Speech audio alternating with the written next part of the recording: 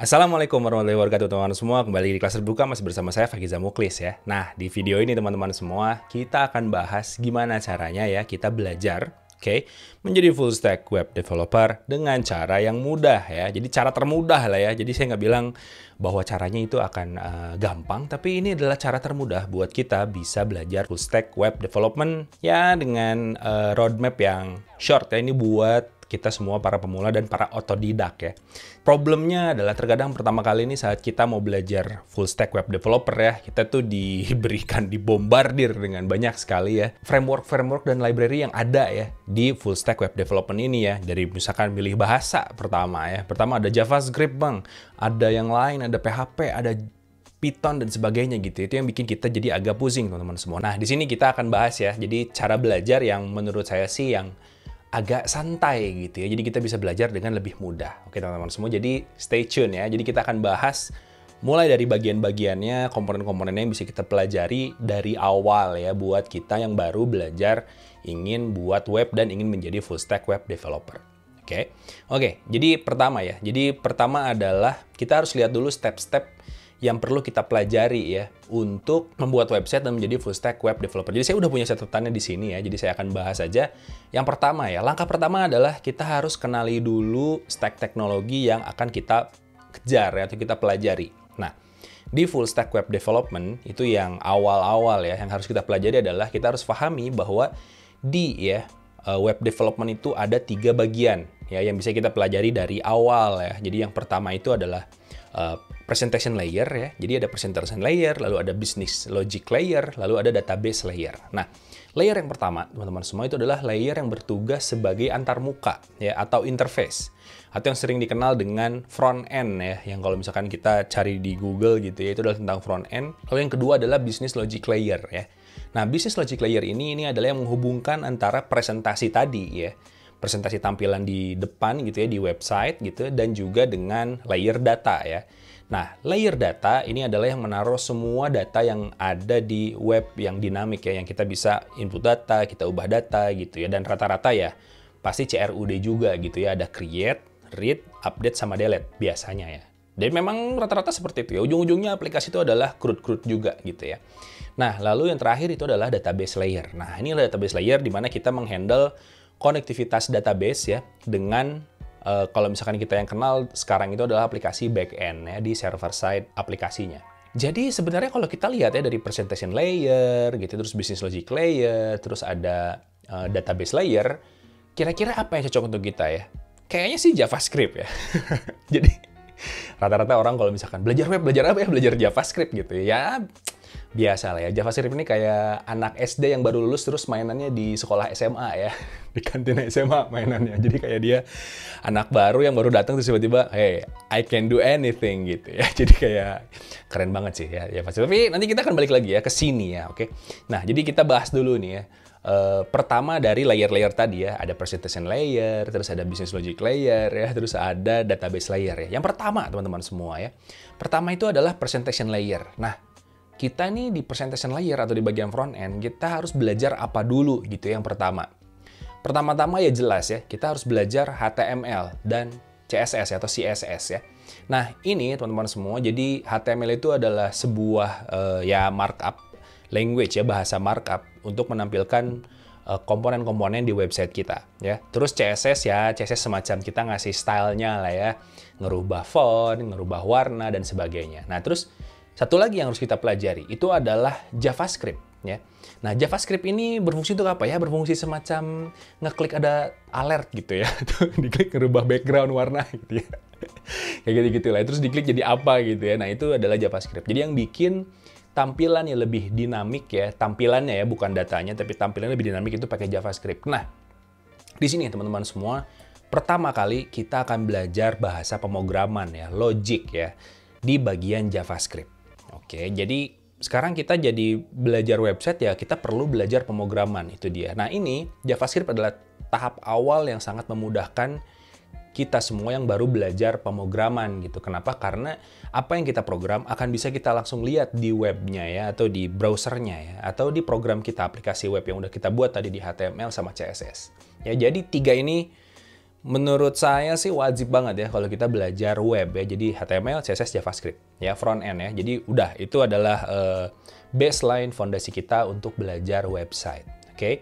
Nah, lalu langkah selanjutnya ya. Jadi mungkin dari sini ya, saya bisa bilang ini langkah 1,5 ya, atau langkah plus-plus lah ya. Langkah plus-plusnya adalah setelah kita belajar HTML, CSS, JavaScript ya, kita mungkin bisa belajar teknologi-teknologi lain di sekitarnya ya. Yang pertama, itu mungkin kita bisa belajar tentang SAS ya. Itu adalah untuk pre-processing untuk CSS ya.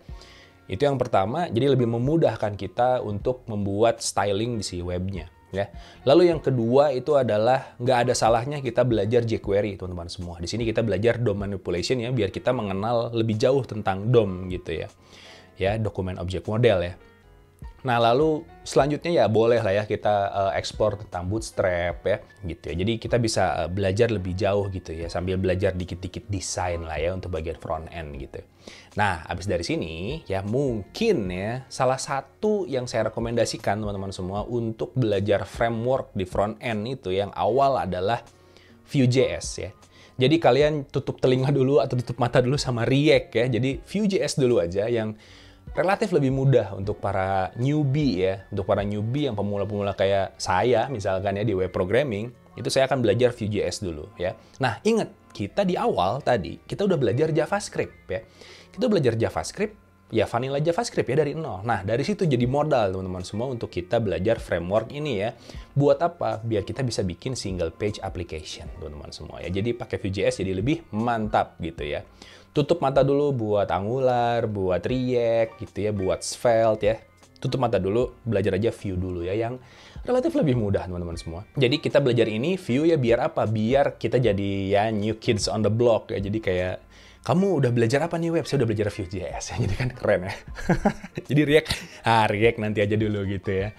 Nah, selanjutnya nih, udah nih ya, kita udah belajar tentang front end lah ya. Kita udah belajar front end, udah belajar HTML, CSS, JavaScript ya, ditambah dengan sedikit SAS, Bootstrap ya, terus jQuery dikit-dikit, terus kita belajar juga tentang Vue.js ya.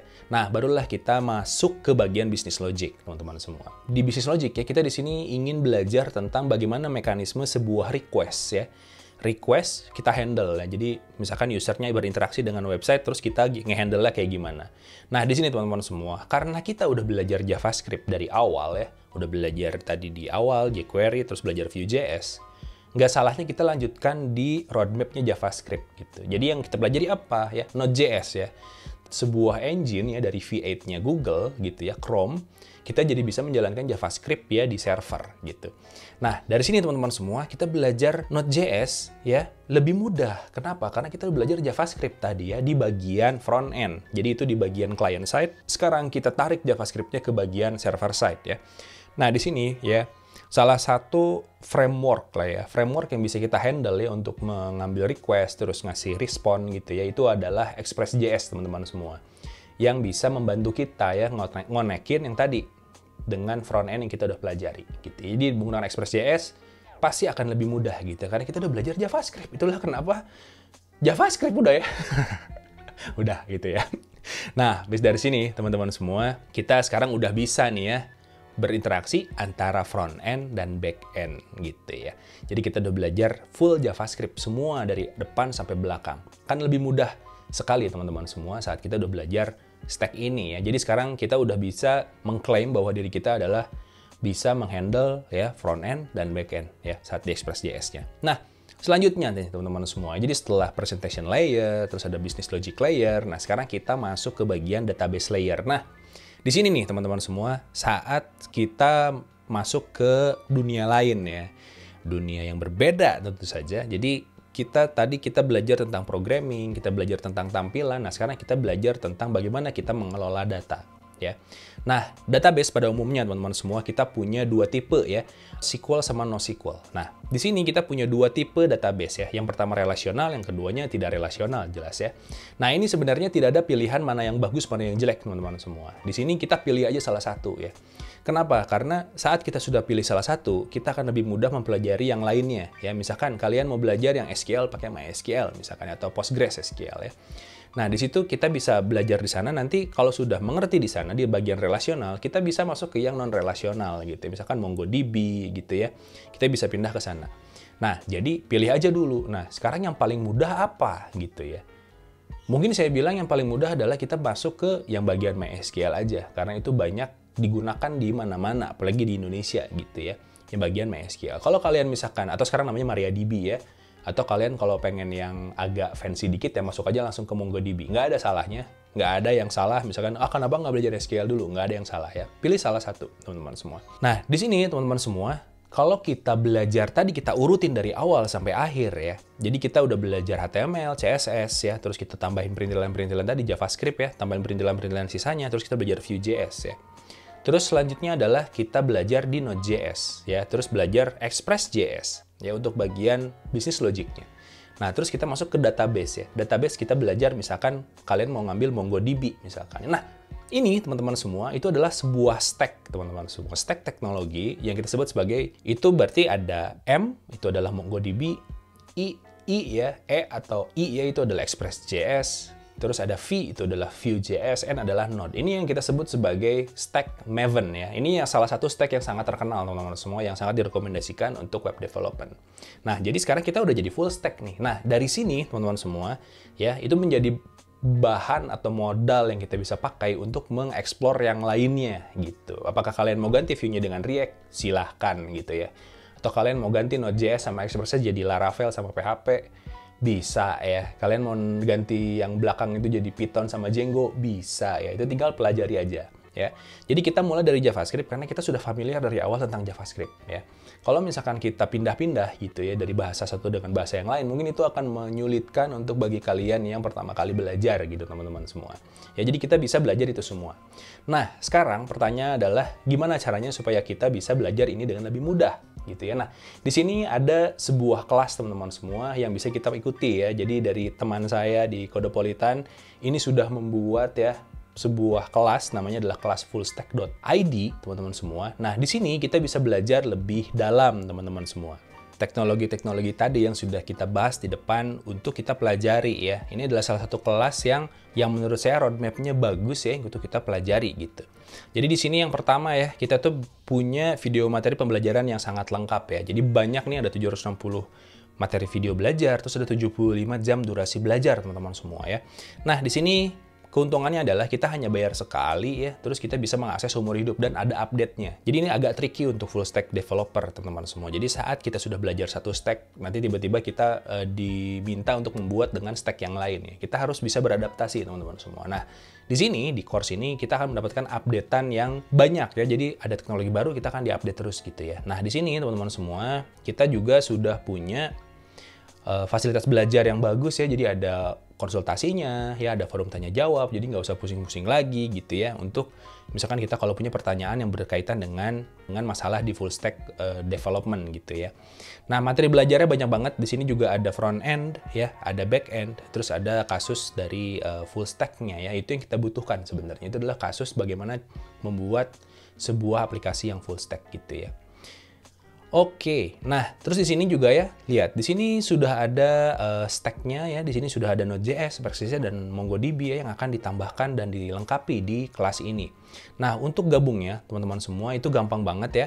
Jadi di sini kita bisa lihat untuk gabungnya itu kita hanya perlu membayar 495.000 ya. Ini kalau dibandingkan dengan biaya parkir kita setiap hari dalam setahun itu lebih murah ya. Nah, di sini kalau kita lihat ya, ini sangat, menurut saya roadmap ini kalau kita pelajari satu-satu itu mahal banget teman-teman semua ya. Jadi di kelas full stack ya dari Codepolitan sudah mempersiapkan diskon untuk kita semua ya, promo terbatas. Jadi kita bisa mendapatkan materi dengan lebih murah dan worth it banget ya. Nah, caranya gampang banget teman-teman semua. Nah, di sini kita tinggal gabung program aja. Nah, di sini teman-teman semua ya, buat kalian khusus ya, subscribernya kelas terbuka, kalian bisa masukin kode kupon ya. Jadi kode kuponnya adalah kapital semua, tulisannya adalah kelas terbuka seperti ini. Ya, kalau misalkan kita cek, maka di sini kita akan mendapatkan diskon lumayan ya. Kita mendapatkan diskon sekitar 74.000 sehingga kita hanya bayar 420.000 aja. Ya, jadi ini murah banget teman-teman semua untuk kita bisa belajar full stack development ya. Nah, sekarang kita lihat materinya apa aja ya di sini. Jadi di sini ya, kalau misalkan kita lihat dari segi roadmap-nya ya, kita lihat di sini ada panduannya, terus mengenal pemrograman komputer buat kita yang baru belajar sama sekali ya dari nol. Terus ada algoritma pemrograman, bagaimana cara menggunakan text editor, Git, HTML ini, CSS, Bootstrap, JavaScript, jQuery, ya, SAS ya, lihat lengkap ya. Terus ada belajar cepat Vue.js ya. Misalkan di sini juga ada PHP, misalkan kalian PHP enggak kita skip dulu bisa ya. Langsung misalkan kita pengen belajar masuk ke yang tadi ya, kita belajar Node gitu ya.